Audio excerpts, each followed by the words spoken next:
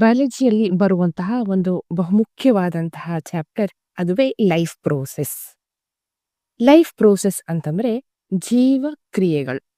ಈಗ ಒಂದು ವ್ಯಕ್ತಿ ಅಥವಾ ಒಂದು ಪ್ರಾಣಿ ಜೀವಂತವಾಗಿದೆ ಅಂತ ಹೇಳಲಿಕ್ಕೆ ಅದು ಮಾಡುವಂತಹ ಇಂಪಾರ್ಟೆಂಟ್ ಪ್ರೋಸೆಸ್ಗಳನ್ನ ನಾವು ಲೈಫ್ ಪ್ರೋಸೆಸ್ ಅಂತ ಕರಿತೀವಿ.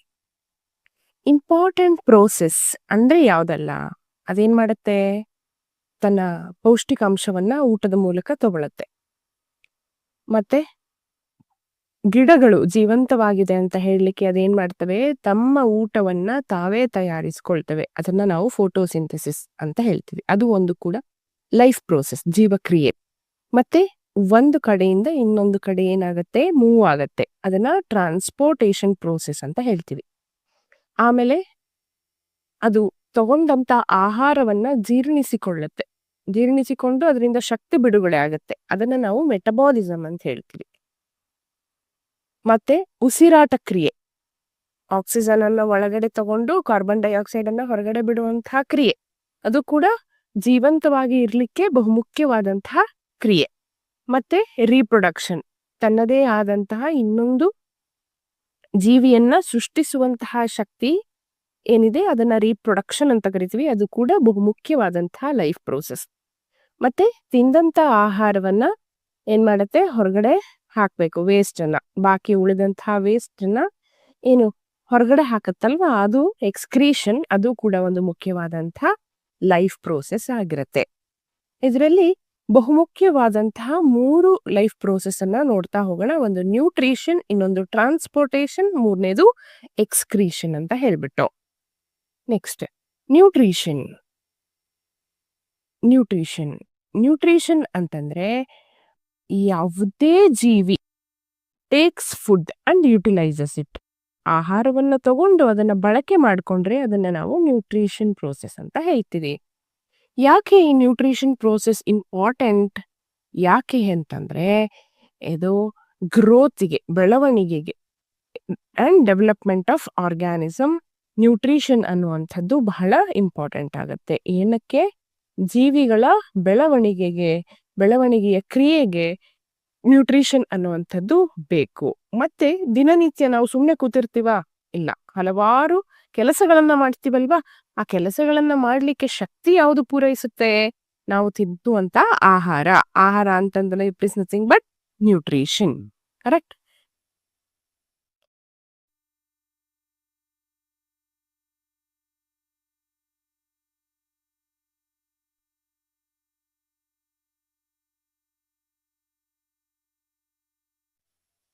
ನ್ಯೂಟ್ರಿಯನ್ಸ್. ನ್ಯೂಟ್ರಿಷನ್ ಅಂತಂದ್ರೆ ಅದ್ರಲ್ಲಿ ಏನಿರುತ್ತೆ? ನ್ಯೂಟ್ರಿಯೆಂಟ್ಸ್ ಇರುತ್ತೆ, ಪೋಷಕಾಂಶ ಇರುತ್ತೆ. ಅದರಲ್ಲಿ 2 ವಿಧ. ಒಂದು ಮ್ಯಾಕ್ರೋ ನ್ಯೂಟ್ರಿಯೆಂಟ್, ಇನ್ನೊಂದು ಮೈಕ್ರೋ ನ್ಯೂಟ್ರಿಯೆಂಟ್ ಅಂತ ಹೇಳಿ. ಯಾವ ನ್ಯೂಟ್ರಿಯೆಂಟ್ ನಮಗೆ ಲಾರ್ಜ್ ಕ್ವಾಂಟಿಟಿಯಲ್ಲಿ ಬೇಕು, ಜಾಸ್ತಿ ಅಮೌಂಟ್ ಅಲ್ಲಿ ಬೇಕು, ಅದನ್ನ ಮ್ಯಾಕ್ರೋ ನ್ಯೂಟ್ರಿಯೆಂಟ್ಸ್ ಅಂತ ಹೇಳ್ತೀವಿ. ಅದಕ್ಕೆ ಉದಾಹರಣೆ ಕಾರ್ಬೋಹೈಡ್ರೇಟ್ಗಳು, ಪ್ರೋಟೀನ್ಗಳು ಹಾಗೂ ಫ್ಯಾಟ್ಸ್ಗಳು. ಹಾಗೆ ಮೈಕ್ರೋ ನ್ಯೂಟ್ರಿಯೆಂಟ್ಸ್ ಅಂತಂದ್ರೆ ಸ್ಮಾಲ್ ಅಮೌಂಟ್ ಅಲ್ಲಿ ನಮ್ಮ ದೇಹಕ್ಕೆ ಬೇಕು, ಆದ್ರೆ ಅದರ ಅವಶ್ಯಕತೆ ಬಹಳ ಇರುತ್ತೆ, ಬಹಳ ಇಂಪಾರ್ಟೆಂಟ್ ದೇಹಕ್ಕೆ. ಅದು minerals and vitamins. Okay, how do living things get there food? ಯಾವ ರೀತಿ ಏನು ಜೀವಂತ ವಸ್ತುಗಳು ತಮ್ಮ ಆಹಾರವನ್ನ ಪಡೀತವೆ? ಅದರಲ್ಲಿ 2 ವಿಧದ ಪೋಷಕಾಂಶವನ್ನು ನೋಡ್ತೀವಿ. ಒಂದು ಆಟೋಟ್ರೋಫಿಕ್ ನ್ಯೂಟ್ರಿಷನ್, ಇನ್ನೊಂದು ಹೆಟಿರೋಟ್ರೋಫಿಕ್ ನ್ಯೂಟ್ರಿಷನ್ ಅಂತ ಹೇಳಿ. ಆಟೋಟ್ರೋಫಿಕ್ ನ್ಯೂಟ್ರಿಷನ್ ಮತ್ತೊಂದು ಹೆಟಿರೋಟ್ರೋಫಿಕ್ ನ್ಯೂಟ್ರಿಷನ್. ಓಕೆ,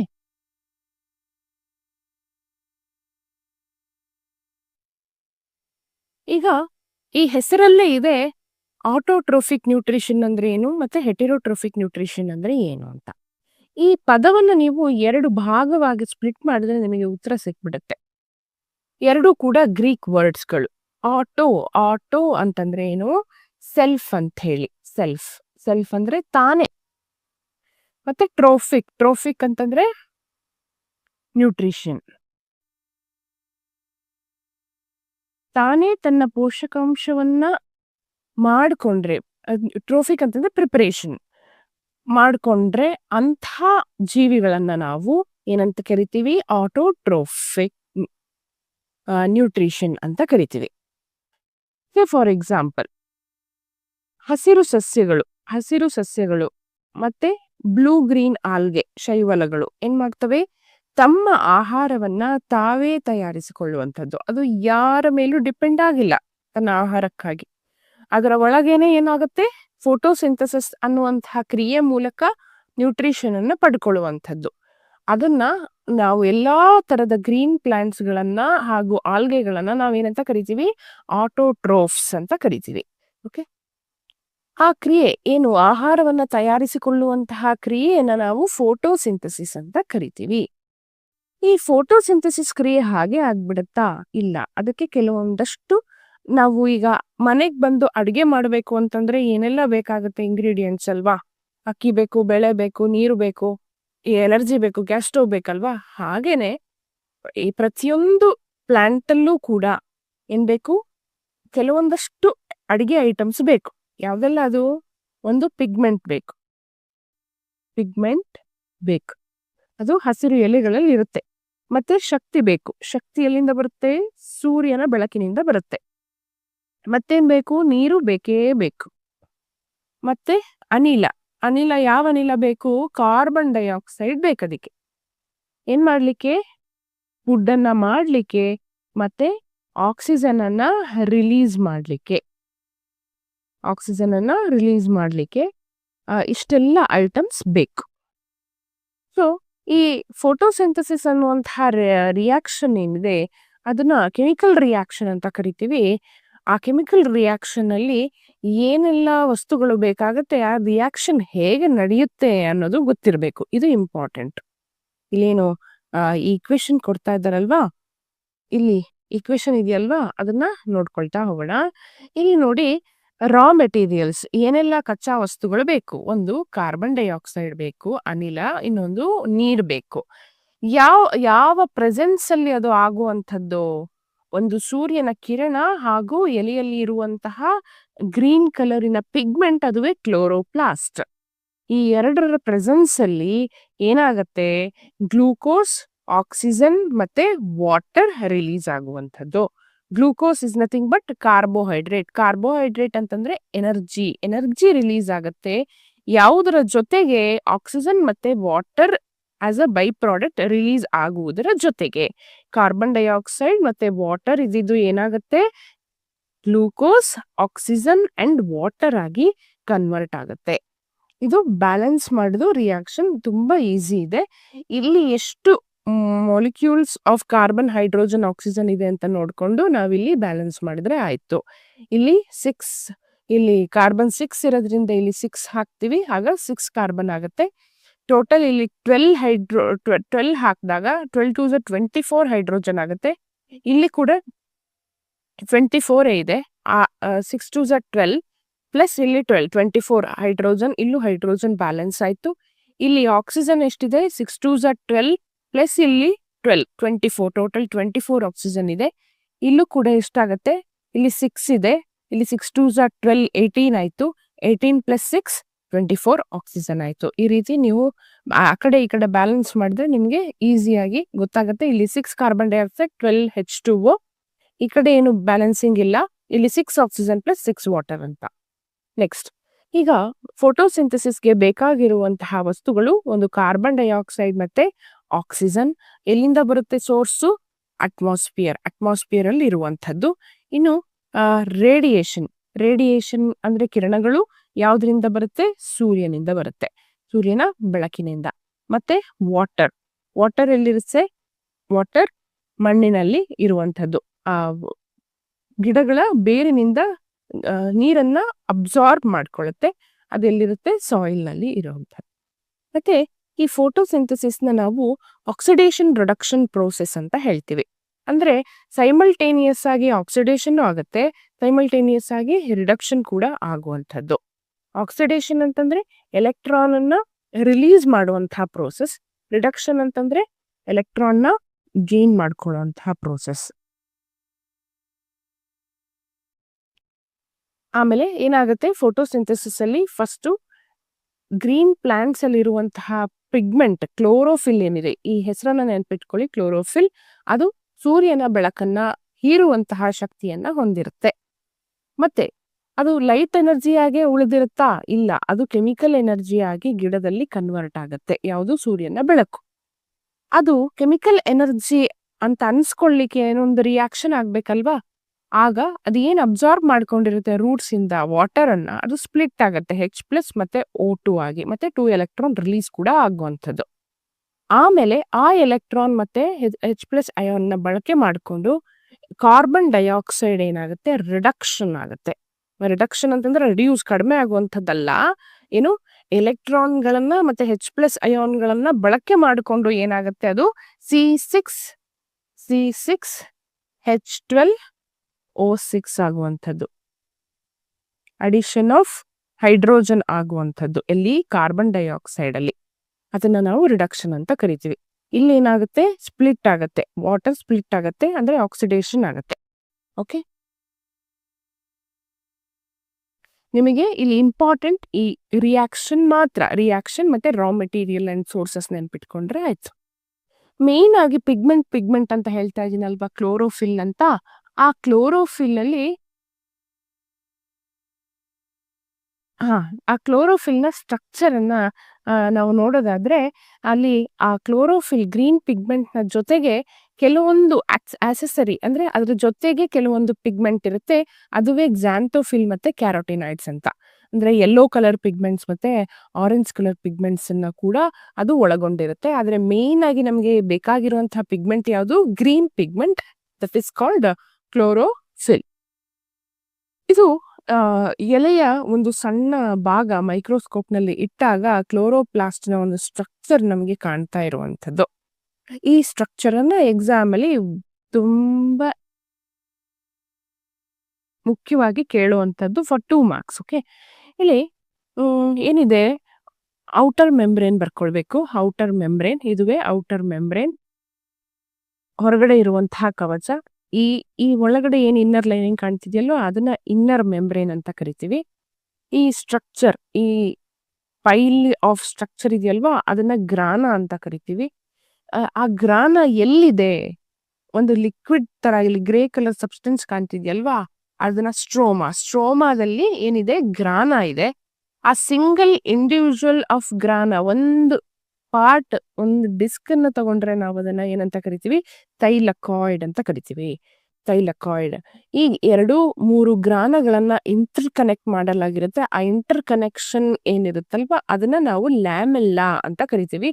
ಪ್ರತಿ ಡಯಾಗ್ರಾಮು ಇಂಪಾರ್ಟೆಂಟ್ ಅಂತ ಅನ್ಸ್ಕೊಳ್ಳೋದು ಅದಕ್ಕೆ ಪ್ರಾಪರ್ ಆಗಿ ನಾವು ನೇಮಿಂಗ್ ಕೊಟ್ಟಾಗ ಮಾತ್ರ. ನೀವು ನೇಮಿಂಗ್ ಇಲ್ಲದೆ ಎಷ್ಟೇ ನೀಟಾಗಿ ಒಂದು ಡಯಾಗ್ರಾಮ್ ಮಾಡಿದ್ರು ನಿಮಗೆ ಬರುವಂತದ್ದು 0 ಮಾರ್ಕ್ಸ್. ನೆನಪಿರ್ಲಿ, ಯಾವುದೇ ಡಯಾಗ್ರಾಮ್ ನ ಬರೀತಿದ್ದೀರಾ ಅಂತಂದ್ರೆ ನೀವೇನ್ ಮಾಡ್ಬೇಕಾಗತ್ತೆ? ನೀಟಾಗಿ ಅದನ್ನ ನೇಮಿಂಗ್ ಮಾಡ್ಬೇಕಾಗತ್ತೆ. ಓಕೆನಾ?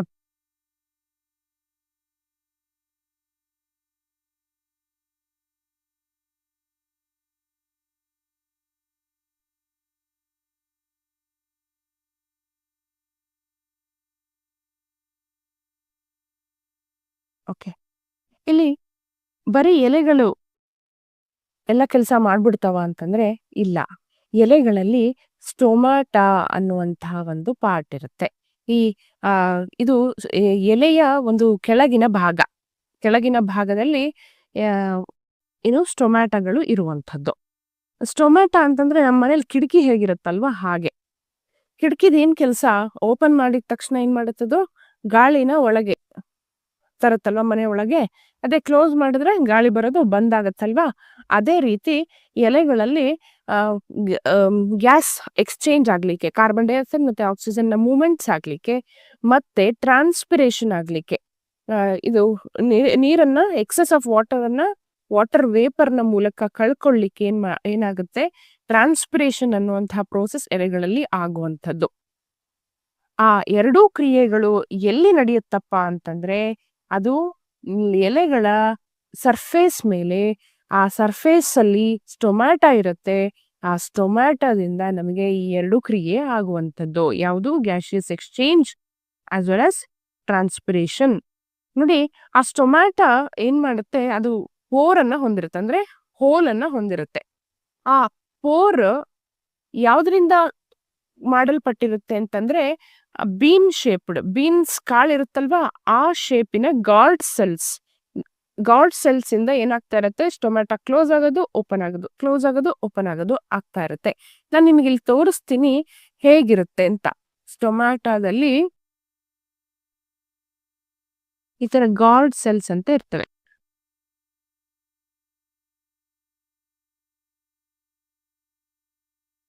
ಒಂಥರ ಬೀನ್ಸ್ ಕಾಳಿನ ಶೇಪಲ್ಲಿ ಇದೆ ಅಲ್ವಾ ಇದು.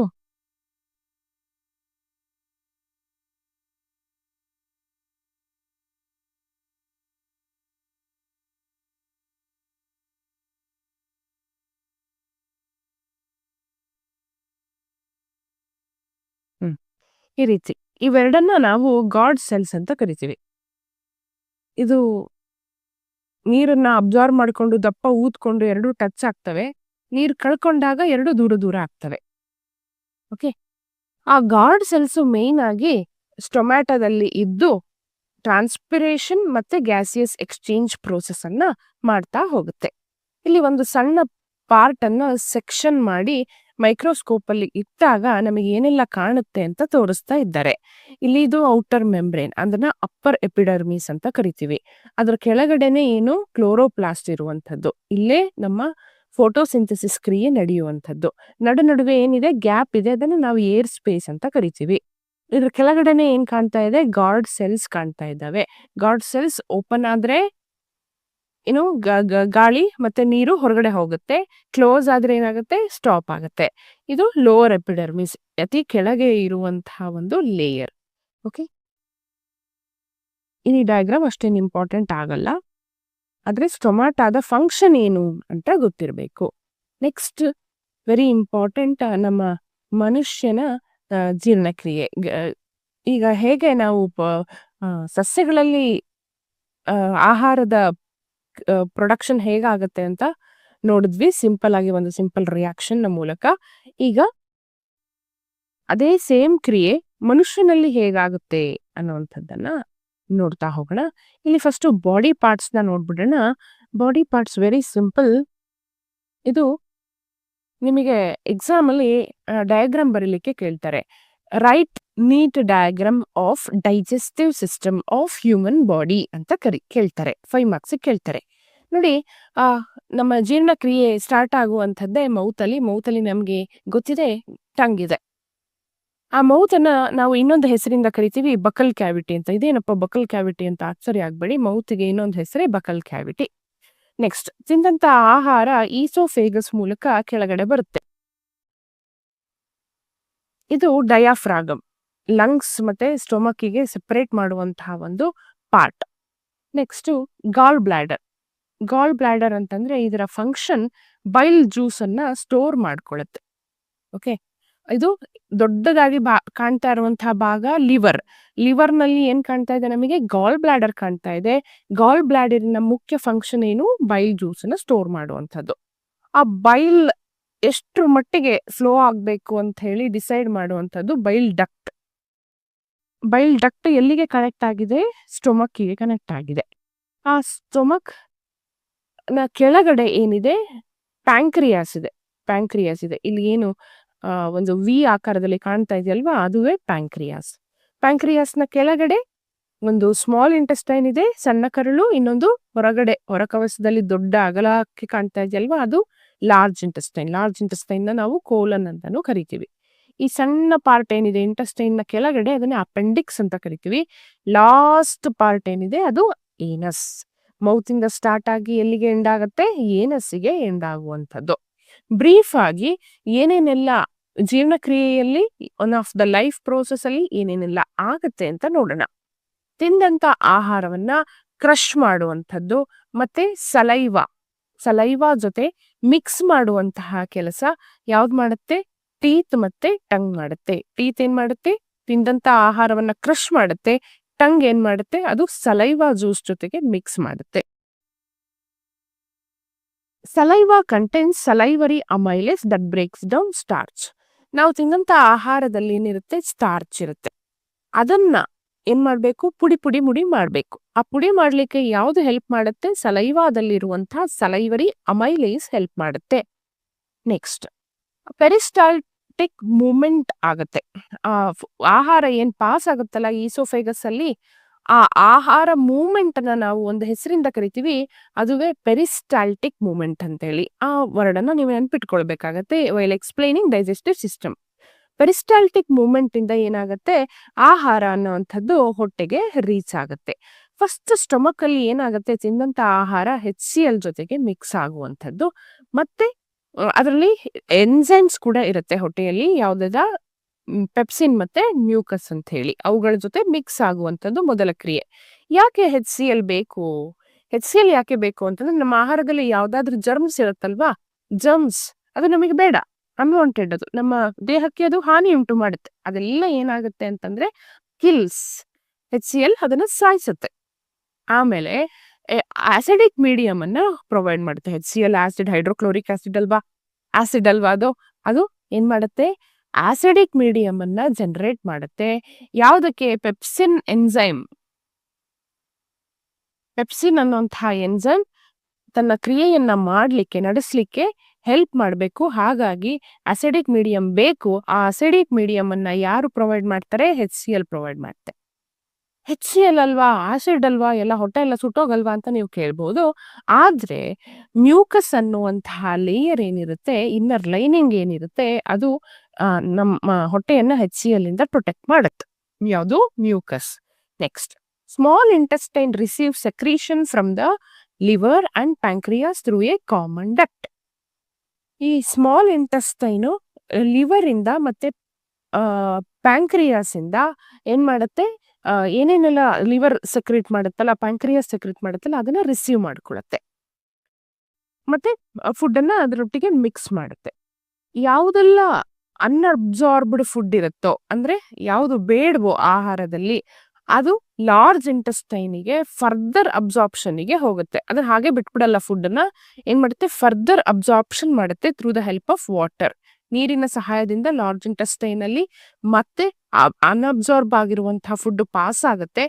ಯಾವುದರಿಂದ ಏನು ಇಲ್ವೋ, ವೇಸ್ಟೇಜ್ ಏನಿದೆಯೋ, ಯಾವುದು ಜೀರ್ಣ ಆಗಿರೋದಿಲ್ವೋ, ಅದು ಏನಸ್ನ ಮೂಲಕ ಹೊರಗಡೆ ಹೋಗುವಂಥದ್ದು. ಇಲ್ಲಿ ಪ್ರತಿಯೊಂದು ಕ್ರಿಯೆಯಲ್ಲೂ ಕೆಲವೊಂದು ಹೆಲ್ಪ್ ಬೇಕಾಗತ್ತೆ ನಮಗೆ. ಆ ಹೆಲ್ಪ್ ಯಾರಿಂದ ಏನೇನ್ ಸಿಗುತ್ತೆ ಅಂತ ನೋಡೋಣ. ಬಹುಮುಖ್ಯವಾದ ಅಂಗ ಅದುವೇ ಲಿವರ್. ಲಿವರ್ ಏನ್ ಮಾಡತ್ತೆ, ಬೈಲ್ ಜ್ಯೂಸ್ ಅನ್ನ ಸೆಕ್ರೀಟ್ ಮಾಡುತ್ತೆ.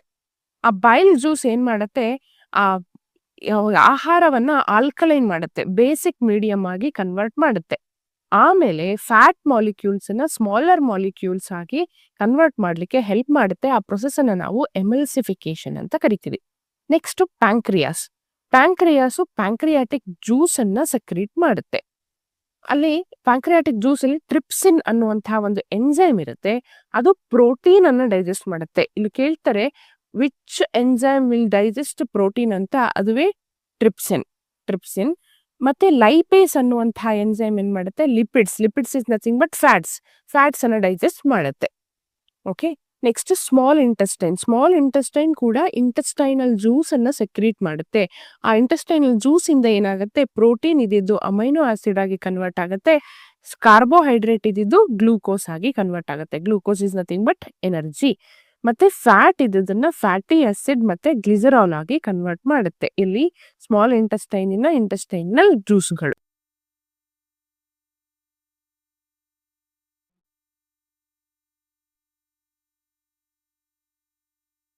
ಮೇನ್ ಫುಡ್ ಇದು ಡೈಜೆಷನ್ ಪ್ರೋಸೆಸ್ ಅಲ್ಲಿ ಫಸ್ಟ್ ಮೌತಲ್ಲಿ ಫಸ್ಟ್ ಕೆಲಸ ಸ್ಟಾರ್ಟ್ ಮಾಡೋದೇ ಯಾವುದು, ನಮ್ಮ ಹಲ್ಲುಗಳಲ್ವಾ. ಡೆಂಟಲ್ ಕೇರ್ ತುಂಬಾ ಇಂಪಾರ್ಟೆಂಟ್. ಹಲ್ಲು ಹುಳುಕ ಆಗ್ಬಿಟ್ರೆ ಜೀರ್ಣಕ್ರಿಯೆ ಅರ್ಧಕ್ಕರ್ಧ ಏನೋ ಸ್ಟಾಪ್ ಆದಂಗೆ ಆಗ್ಬಿಡುತ್ತೆ.